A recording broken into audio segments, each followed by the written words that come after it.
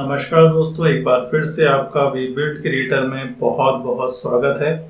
काफ़ी दिनों के बाद आज मैं ये वीडियो बना रहा हूँ और मुझे ये भी पता है आप सभी की गर्मियों की छुट्टियाँ हो चुकी हैं, हॉलीडेज़ हो चुके हैं और इन हॉलीडेज़ में आप कुछ नया सीखना चाहते हैं। तो उसी उद्देश्य से मैंने कई सारे जो कोर्सेज हैं वो लॉन्च किए हैं। उसी के अंतर्गत आज हम जानेंगे नेटवर्क्स को। और नेटवर्क जो है आपके 10th और 12th CBSE एग्ज़ाम्स में, ICSE एग्ज़ाम्स में भी एक चैप्टर है जिसको आप पढ़ सकते हैं और ये उसमें आपकी मदद करेगा। या फिर बाद में आप प्रोफेशनल लाइफ में अगर आप जाना चाहते हैं, प्रोफेशनल कैरियर में इसको चुनना चाहते हैं कंप्यूटर नेटवर्क्स को नेटवर्किंग के जरिए, तो आप यहाँ पर ये कोर्स के इस क्लास के द्वारा से आपको काफ़ी फ़ायदा होने वाला है। तो आइए स्टार्ट करते हैं और जानते हैं कुछ पॉइंट्स। जैसे कि मैंने यहाँ पर 10 पॉइंट को डिस्कस करने आज मैं जा रहा हूँ और ये बेसिक से लेके एडवांस तक हैं और यहाँ पर आप जानेंगे इन सभी 10 पॉइंट्स को और नेटवर्क्स के बारे में सारी बेसिक जानकारी आपको आज होने वाली है। तो आइए स्टार्ट करते हैं इस क्लास को और सबसे पहले समझते हैं कि नेटवर्क क्या होता है। जैसे कि यहाँ पर मैंने लिखा हुआ है व्हाट इज नेटवर्क। तो सबसे पहले इस पॉइंट को हम समझ लेते हैं कि नेटवर्क क्या होता है।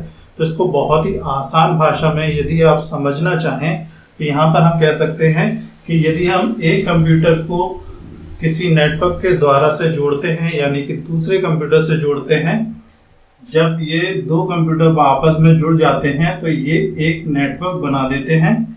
तो एक से ज़्यादा कंप्यूटर यदि वो वायरलेस या विदाउट लाइन पर कनेक्टेड है तो वो एक नेटवर्क कहलाते हैं।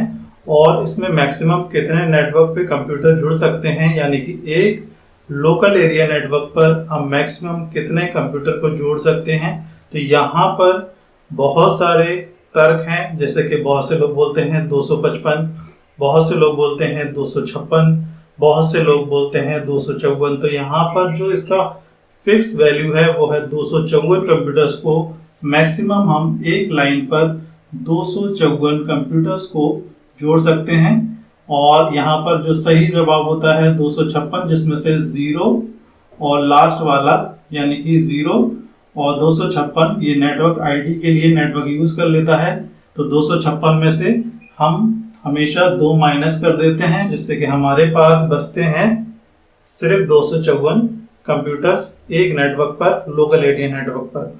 तो यहाँ पर व्हाट इज नेटवर्क, जहाँ पर आप दो कंप्यूटर्स को आपस में जोड़ देते हैं वहां पर आपका एक लोकल एरिया नेटवर्क स्टार्ट हो जाता है। तो मिनिमम 2 कंप्यूटर और मैक्सिमम यहाँ पर 254 कंप्यूटर एक लोकल एरिया नेटवर्क पर रहते हैं। ये इसकी बेसिक जानकारी है। इसमें आप कितने भी कंप्यूटर जोड़ सकते हैं, यानी कि आप जब 254 कंप्यूटर को जोड़ लेते हैं तो एक दूसरा लोकल एरिया नेटवर्क बनाकर उन दोनों नेटवर्क्स को आपस में यदि आप जोड़ देते हैं तो इस तरीके से स्टार नेटवर्किंग के द्वारा या मैश नेटवर्क टेक्नोलॉजी टोपोलॉजी के द्वारा से आप बहुत सारे नेटवर्क्स को आपस में कनेक्ट कर सकते हैं और आईपीस देके उनकी बात एक दूसरे से करा सकते हैं विद सर्वर के द्वारा से। तो यहाँ पर जो पहला पॉइंट बनता है व्हाट इज नेटवर्क।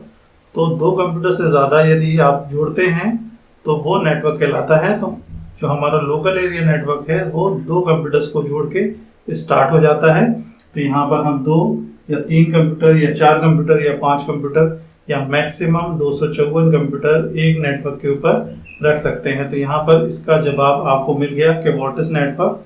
तो यहाँ पर नेटवर्क 2 कंप्यूटर पर जोड़कर बनाया जा सकता है। इसके अलावा दूसरा पॉइंट हम देख लेते हैं नोड्स।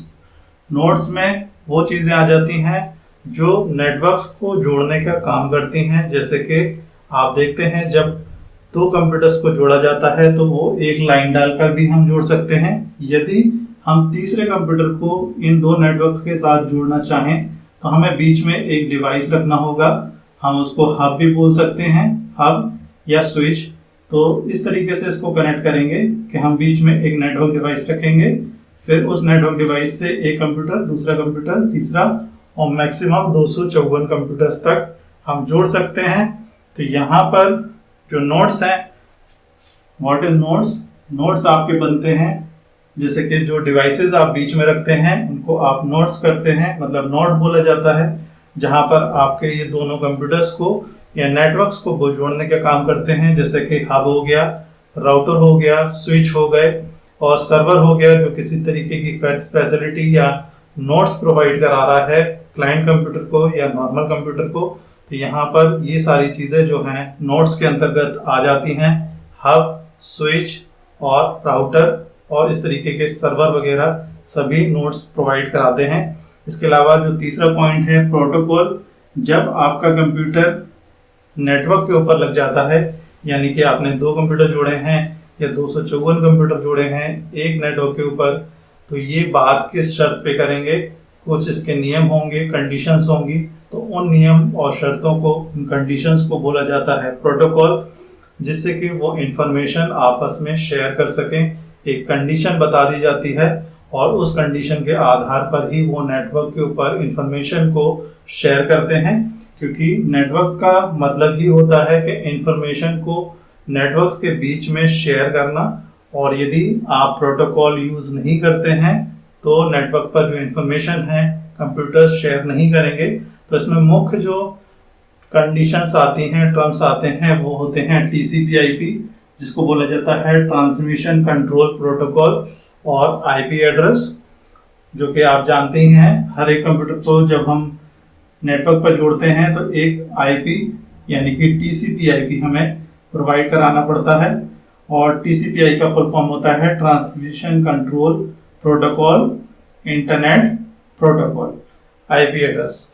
तो यहाँ पर ये आप जब हर एक कंप्यूटर को प्रोवाइड करा देते हैं, ये एक यूनिक IP, और जब हर एक कंप्यूटर के पास अपनी एक ID होती है तब वो उस पर बात कर पाता है। इसी तरीके से HTTP hyper text transfer protocol और FTP फाइल ट्रांसफर प्रोटोकॉल्स, इन सारे प्रोटोकॉल्स को ही नेटवर्क फॉलो करते हैं एक दूसरे के साथ इंफॉर्मेशन को शेयर करने के लिए।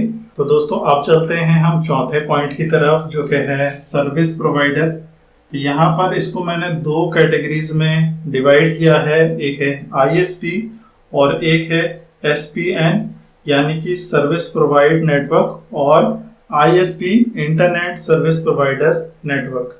तो यहाँ पर यदि आपने लोकल एरिया के नेटवर्क एक बना लिया है 2 कंप्यूटर से ज़्यादा कंप्यूटर जोड़ के और मैक्सिमम 254 कंप्यूटर से कम जोड़कर, तो यहाँ पर आप अगर उन नेटवर्क्स पर इंटरनेट को जोड़ना चाहते हैं या किसी सर्विस प्रोवाइड कराना चाहते हैं किसी सर्वर के द्वारा से, तो यहाँ पर ये दोनों चीज़ें आ जाती हैं। यानी कि आपने एक मॉडेम लिया और मॉडेम से इंटरनेट को कनेक्ट किया है अपने लोकल एरिया नेटवर्क पर। तो यहाँ पर जिस भी कंपनी का आप इंटरनेट यूज कर रहे होंगे, यानी कि एयरटेल, BSNL, MTNL या फिर एयरटेल आइडिया या जियो या जो भी आप सर्विस प्रोवाइडर आपका होगा इंटरनेट सर्विस प्रोवाइडर, तो वो यहाँ पर कहलाएगा ISP इंटरनेट सर्विस प्रोवाइडर। इसके अलावा यदि आप इंटरनेट आपने कनेक्ट नहीं किया है, आपने किसी सर्वर से कंप्यूटर को जोड़ दिया है और सर्वर जो है किसी प्रकार की फैसिलिटी आपके नेटवर्क को प्रोवाइड करा रहा है, यानी कि ये सॉफ्टवेयर को शेयर कर रहा है या किसी सर्विस को शेयर कर रहा है आपके लोकल एरिया नेटवर्क के साथ, तो यहाँ पर ये कहलाएगा सर्विस प्रोवाइडर नेटवर्क। तो इसको आप बोल सकते हैं SPN। तो यहाँ पर ये आपका बन जाएगा SPN, और इंटरनेट अगर सर्विस प्रोवाइड कर रहा है ISP और यहाँ पर SPN। तो ये यहाँ पर आपको याद रखना पड़ेगा सर्विस प्रोवाइड कौन कर रहा है, किस कंपनी के द्वारा से सर्विस प्रोवाइड की जा रही है, सर्वर के द्वारा से या इंटरनेट सर्वर के द्वारा से। यहाँ पर ये आपको समझ में आ गया होगा ये पॉइंट। अब हम चलते हैं 5वें पॉइंट की तरफ, जो कि है IP एड्रेसेस, जो कि मैंने आपको नोट्स में भी थोड़ा सा डिफाइन करने की कोशिश की थी। इंटरनेट प्रोटोकॉल, IP एड्रेस, और यहाँ पर अब हम बात कर लेते हैं, थोड़ा सा इसको ब्रीफ में बात करेंगे। और यहाँ पर है IP एड्रेसेस और आईपी एड्रेसेस में दो वर्जन हैं, आईपी वर्जन 4 और आईपी वर्जन 6। और दोनों ही आईपी वर्जन जो हैं इम्पोर्टेंट हैं। कब कहाँ कैसे इनको इस्तेमाल करना है ये मैं अभी आपको बताता हूँ। सबसे पहले आईपी एड्रेस को अंडरस्टैंड कर लेते हैं। आईपी एड्रेस एक ऐसी आईडी होती है जो नेटवर्क पर लगे सभी कंप्यूटर को देना अनिवार्य होता है, और यदि आप आईपी एड्रेस प्रोवाइड नहीं करेंगे तो ये सभी कंप्यूटर जो आपके नेटवर्क के ऊपर लगे हैं वो एक दूसरे को नहीं पहचानेंगे। तो यूनिक आईपीस, यूनिक आईडी एक आपको प्रोवाइड करनी पड़ेगी हर एक डिवाइस को जो आप नेटवर्क के ऊपर लगाना चाहते हैं, जिसके द्वारा से आप चाहते हैं कि कंप्यूटर्स आपस में कम्युनिकेशन करें। तो यहाँ पर इंटरनेट प्रोटोकॉल प्रोवाइड करना ही पड़ेगा आपको अपने कंप्यूटर्स के लिए। और यहाँ पे दो प्रकार के प्रोटोकॉल्स हैं। आईपी वर्जन 4 जो कि पहले चलता था, अभी भी इसका इस्तेमाल होता है, और बिल्कुल नया आ चुका है वर्जन 6 जो कि आपके लेटेस्ट डिवाइसेस जितने भी हैं स्मार्ट डिवाइसेस वो इसको इस्तेमाल करते हैं। तो सबसे पहले वर्जन 4 जो कि बनाया गया था 4 बिलियंस कंप्यूटर्स को, 4 बिलियंस डिवाइसेस को आपस में इंटरनेट पर जोड़ने के लिए या वाइड एरिया नेटवर्क के अंदर जोड़ने के लिए, लेकिन बहुत ही कम समय में इसकी लिमिटेशन जो है जो कंप्यूटर्स थे उन्होंने क्रॉस कर दी, यानी कि इतने सारे यूजर हो गए। जो इसकी लिमिटेशन 4 बिलियंस रखी गई थी वो कुछ ही समय में 8 बिलियंस तक पहुंच गई, इससे डबल हो गई। तो इस कंडीशन में एक ऐसे आईपी एड्रेस की जरूरत थी जो बहुत समय तक इस्तेमाल किया जाए, इसमें बहुत सारे आईपीज हों, जिससे इंटरनेट पर और नेटवर्क्स के ऊपर कंप्यूटरों के लिए यूजर की जो आईपीज हैं उनकी कमी ना हो। तो यहाँ की ये ऑटोमेटिकली आपकी मशीन को एक आईपी प्रोवाइड कर देता है। तो आप कह सकते हैं ये ऑटोमेटिकली आईपी जनरेट करता है और आपके डिवाइस को एक आईडी प्रोवाइड करा देता है, आईपी प्रोवाइड करा देता है, जिससे कि आप इंटरनेट की सर्विस को ले सकें। विदाउट आईपी एड्रेस आप वर्ल्ड वाइड वेब यानी कि इंटरनेट को जोड़ नहीं पाएंगे। तो यहाँ पे वर्जन 4 में सब कुछ मैनुअली होता था। हम अपने मोबाइल पर भी इंटरनेट चलाना चाहते थे तो उसकी सेटिंग हमें करनी पड़ती थी। लैपटॉप हो चाहे आपका डेस्कटॉप हो, सभी पर हमें dial up network, broadband connection सभी की सेटिंग बनानी होती थी, आईपीस देने होते थे, सर्वर देने होते थे, तब जाके हम इंटरनेट को यूज कर पाते थे। लेकिन वर्जन 6 में ऐसा कुछ नहीं है। आप जस्ट सिम डालते हैं और आपके मोबाइल पर इंटरनेट आ जाता है। इसका मतलब ये नहीं कि आपका डिवाइस आईपी को फॉलो नहीं कर रहा। विदाउट आईपी आप इंटरनेट को यूज ही नहीं कर पाएंगे। तो यहाँ पे वर्जन 6 में ऑटोमेटिकली आईपी को ये जनरेट कर लेता है, एडवांस है, और बहुत लंबे समय तक यानी कि फ्यूचर में बहुत लंबे समय तक आप अभी इसी को इस्तेमाल करेंगे। आने वाले कई सालों तक हम वर्जन 6 को ही यूज करेंगे, क्योंकि बहुत सारे नोड्स हैं जिसके अंदर खाली रखे गए हैं फ्यूचर के लिए, जिनको अभी भर पाना नामुमकिन है और बहुत सालों तक हो सकता है हम इसी को इस्तेमाल करते रहें। तो यहाँ पर आईपी वर्जन 6 तक का मैंने आज आपको डिस्कस कर लिया है। हमने 5 पॉइंट डिस्कस किए हैं यहाँ पर, और जिसमें हमने व्हाट इज नेटवर्क, यानी कि 2 कंप्यूटर से ज़्यादा कंप्यूटर अगर नेटवर्क पर एक लाइन में या किसी डिवाइस के द्वारा से हम जोड़ते हैं तो वहां से हमारा नेटवर्क शुरू हो जाता है और मैक्सिमम 254 कंप्यूटर्स तक ये लेके जाता है। वैसे तो 256 होते हैं मैंने आपको बताया, लेकिन 0 और लास्ट वाला नेटवर्क आईडी और नेटवर्क होस्टिंग के लिए रिजर्व्ड रहता है, इसलिए 254 ही हम इसको मानते हैं। जब भी आपको इस तरीके के क्वेश्चन एग्जाम्स में पूछे जाते हैं, एक नेटवर्क के ऊपर कितने कंप्यूटर जोड़ सकते हैं लोकल एरिया में, तो 254 इसका सही आंसर है। इसके बाद व्हाट इज नोड्स, तो नोड्स के अंदर वो डिवाइसेस आ जाते हैं जो कोई नोड्स प्रोवाइड कराते हैं, तो जैसे कि हब हो गया, स्विच हो गया, सर्वर हो गया, मॉडेम हो गया, तो यहाँ पर राउटर हो गया। तो यहाँ पर इस तरीके के नोड्स प्रोवाइड कराने वाले जितने भी डिवाइसेस हैं नोड्स के अंतर्गत आ जाते हैं। इसके बाद तीसरा है प्रोटोकॉल, आईपी और एचटीटीपी, एफटीपी। ये वो शर्तें या नियम हो सकते हैं जिसके द्वारा सर्वर जो है अपने क्लाइंट कंप्यूटर से किसी सर्विस को लेके बात करता है और उसी शर्त के अंतर्गत वो सर्विस उसको प्रोवाइड की जाती है, ना उससे ज्यादा ना उससे कम सर्विस को वो देता है। यानी कि कोई अदर क्लाइंट किसी दूसरे कंप्यूटर के अंदर घुस के उससे ज़्यादा इंफॉर्मेशन गेन भी नहीं कर पाएगा और ना उससे ज़्यादा इंफॉर्मेशन को वो दे पाएगा। तो ये शर्तें ही हैं जो लिमिटेशन को लगाती हैं और उन्हीं लिमिटेशन के द्वारा से आपको प्राइवेसी और सिक्योरिटी प्रोवाइड की जाती है। तो ये प्रोटोकॉल का ही काम है, नियम और शर्तें आपके इंटरनेट पर, आपके नेटवर्क्स के ऊपर ये बनाता है। इसके बाद सर्विस प्रोवाइडर, जहाँ पर ISP और SPN को हमने पढ़ा। नेटवर्क आपका एक सर्वर बताया मैंने, जो कोई सर्विस प्रोवाइड कर रहा है उसको हम बोलेंगे SPN।